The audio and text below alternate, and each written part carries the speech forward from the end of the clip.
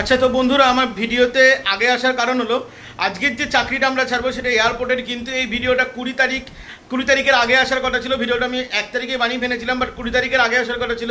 But suddenly ভিডিওটা আজকে 7 তারিখে আসছে। তোমরা 20 তারিখে এখানে লাস্ট ডেট পাবে আবেদন করার জন্য। আরও একটা কথা, পুরো ভিডিওটা দেখবে। পুরো ভিডিওর মধ্যে জয়েনিংয়ের জন্য হোয়াটসঅ্যাপ গ্রুপে তোমাদের জয়েন করতে বলা হয়েছে, কিন্তু তোমাদের জয়েন করতে হবে না। প্রথমে তোমাদের একটা লিঙ্ক ফিল আপ করতে হবে। লিঙ্ক থেকে সবাইকে বেছে বেছে হোয়াটসঅ্যাপ গ্রুপে নয়তো স্যাররা নিয়ে নেবে, নয় তোমাদেরকে ফোন করে নেবে, ঠিক আছে? কারণ হোয়াটসঅ্যাপ গ্রুপটা প্রথমে ভেবেছিলাম যে দেওয়া হবে, তারপরে দেওয়া হবে না। তার কারণটা হলো অনেক উল্টোপাল্টা লোক ঢুকে যায়, বিশেষ করে কিছু কনসালটেন্সির মানুষ ঢুকে যায়, তারপরে তারা নাম্বার নিয়ে তোমাদেরকে ডিস্টার্ব করে। তোমাদেরই কিছু সাবস্ক্রাইবারের দাবি অনুসারে হোয়াটসঅ্যাপ গ্রুপটা আমরা সরিয়ে দিয়েছি। তো চলুন আমরা ভিডিওটি শুরু করছি। পুরো ভিডিওটা দেখবেন, মন দিয়ে দেখবেন। পুরো ভিডিওতে বাদবাকি যা বলা আছে সেগুলো সব 20 তারিখের লাস্ট ডেট আবেদনের, ঠিক আছে? পুরোটা মন দিয়ে দেখুন। নমস্কার বন্ধুরা, কেমন আছো তোমরা সবাই? আশা করবো সবাই ভালোই আছো। আমি অলোকেন্দু চক্রবর্তী, তোমরা দেখছো নিউজ ভালো জব। আচ্ছা, এই ভিডিওটা না পুরোটা তোমরা শেষ পর্যন্ত দেখবেই। ইম্পর্টেন্ট কিছু কথা বলবো এবং এয়ারপোর্ট নিয়ে আরও একটা ভ্যাকেন্সি আসবে। তোমরা আমি যখনই তোমাদেরকে বললাম যে রানাঘাট এবং কল্যাণীর মধ্যে একটা ফ্রড হতে পারে অথবা রিয়েলও হতে পারে, এটি কনসালটেন্ট করে উঠেছে এয়ারপোর্টের, তোমরা সঙ্গে সঙ্গে বলছো যে ভিডিও দিতে। তো এটা একটু টাইম লাগবে, আমাকে 3-4 দিন টাইম দাও, আমাকে গিয়ে ভিডিও করতে হবে। তো ওটার ভিডিও তোমরা খুব তাড়াতাড়ি পেয়ে যাবে। বাট আজকে আমরা দমদম এয়ারপোর্টের ভ্যাকান্সি নিয়ে এসেছি, ঠিক আছে? দমদম এয়ারপোর্টের ভ্যাকান্সি। এবার তোমাদেরকে বলে রাখি, এখানে দমদম এয়ারপোর্টের ভ্যাকান্সি, দমদম এয়ারপোর্টে কিন্তু ছেলে মেয়ে প্রচুর পরিমাণে নিয়োগ করা হচ্ছে। কিন্তু মাথায় রাখবেন, তো এয়ারপোর্ট তার কারণ নয়, তো এয়ারপোর্টে বিভিন্ন রকমের কনসালটেন্ট অথবা এনজিওরা যুক্ত থাকে, তারা বিভিন্ন রকমভাবে ক্যান্ডিডেট দিয়ে থাকে, ঠিক আছে? এটা ভালো করে আপনারা জানেন। এবং এয়ারপোর্টের সব থেকে বড় একটা মিথ্যে কথা হলো 8 ঘন্টা বা 10 ঘন্টা তোমাদের কাজ হবে। এটা কিন্তু সব থেকে একটা বড় মিথ্যে কথা। কেন মিথ্যে কথা বললাম?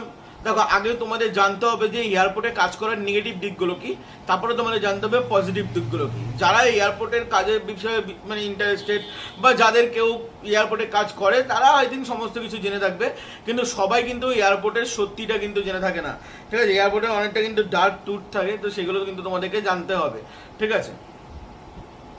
তো যারা আবেদন করবেন, অবশ্যই আমি প্রথমে আবেদন প্রসেসটা বলে রাখি।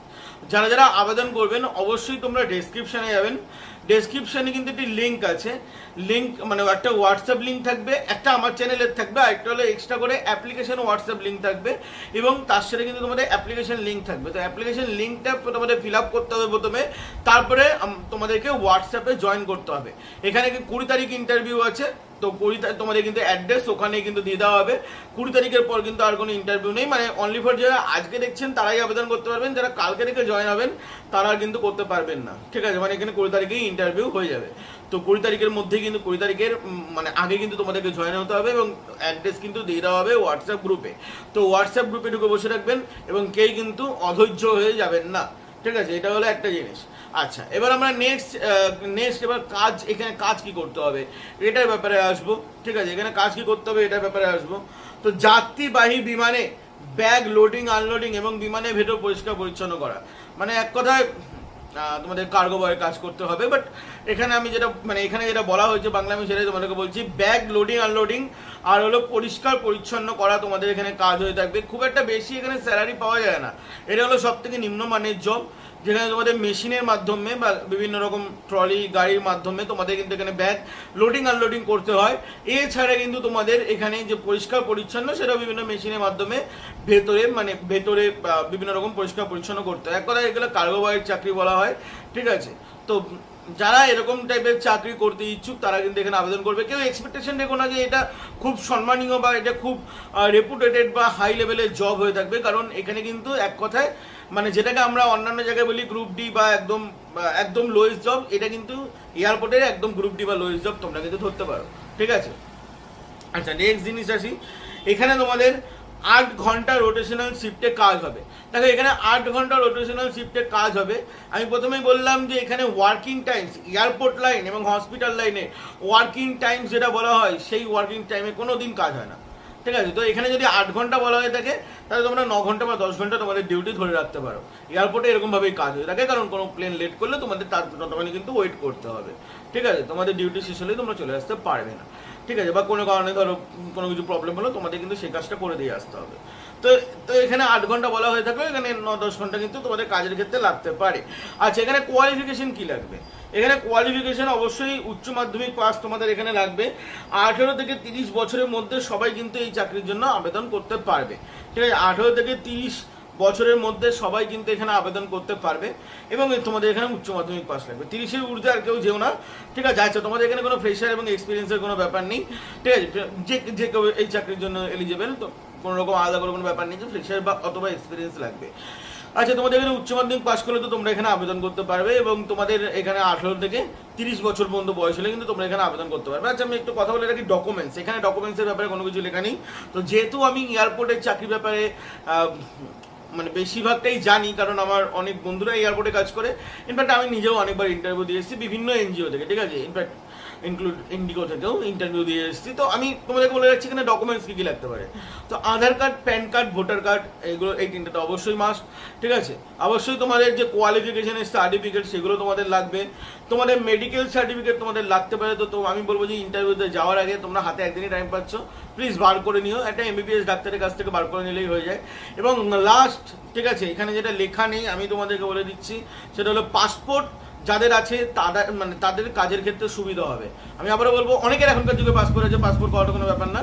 তো পাসপোর্ট যাদের আছে তাদের আই থিঙ্ক ইন্টারভিউতে তোমাদের সুবিধা হবে, তারা আই থিঙ্ক সিলেকশন হবে, ঠিক আছে? তাদের আই থিঙ্ক সিলেকশন হবে। আচ্ছা, তোমাদের এখানে সিলেকশন নিয়ে আমি কিছু কথা বলতে চাই, ভিডিও শেষে ভালো করে শুনবে। এখানে তোমাদের বেতন হলো 12,500 টাকা থেকে শুরু করে তোমাদের এখানে 13,000 টাকার মতো তোমরা ধরে রাখতে পারে এখানে তোমাদের বেতন।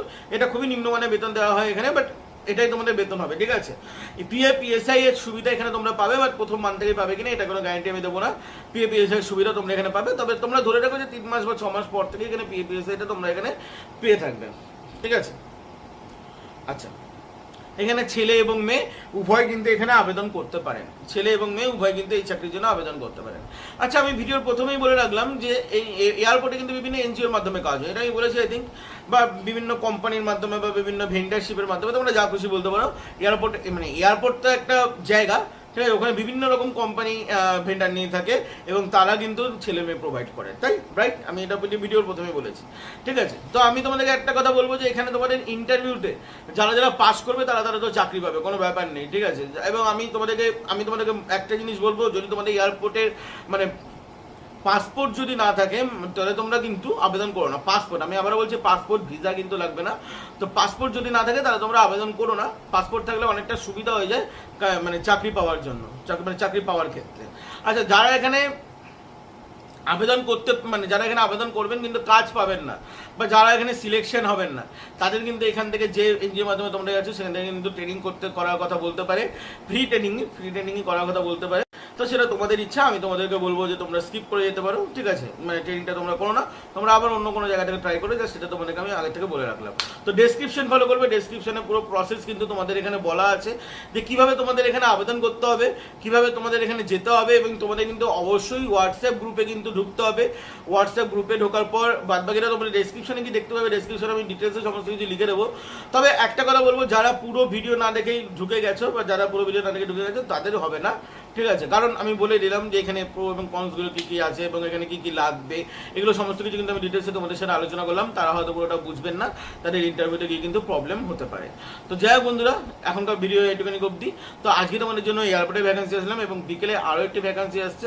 আই থিঙ্ক আমি ওয়ার্ক ফ্রম হোম আনার চেষ্টা করছি, কিন্তু মোবাইল কোম্পানিতে কিন্তু ভ্যাকেন্সি বেরিয়েছে অলরেডি, মানে রিয়েলমি, শাওমি এরকম টাইপের কোম্পানিতে। মানে এটাকে আমরা মোটোরোলা দিয়েছি, আইফোন দিয়েছি, ভিভো দিয়েছি, বাট আজকে আমরা একটা নতুন কোম্পানি নিয়ে আসতে চলেছি আমাদের চ্যানেলে প্রথমবার।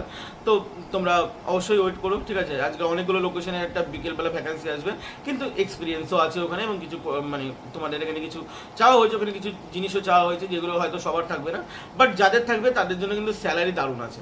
তো বিকেলবেলা ভিডিওটার জন্য সবাই ওয়েট করো। চলো বন্ধুরা, ভালো থাকবেন, সুস্থ থাকবেন। এখনকার জন্য এটুকুনি, আবার নেক্সট ভিডিওতে দেখা হবে। ততক্ষণের জন্য আমাদের টেলিগ্রামে ঢুকতে ভুলবেন না, আমাদের হোয়াটসঅ্যাপ চ্যানেল ঢুকতে কিন্তু একদমই ভুলবেন না। চলো বন্ধুরা, জয় হিন্দ, বন্দে মাতরম।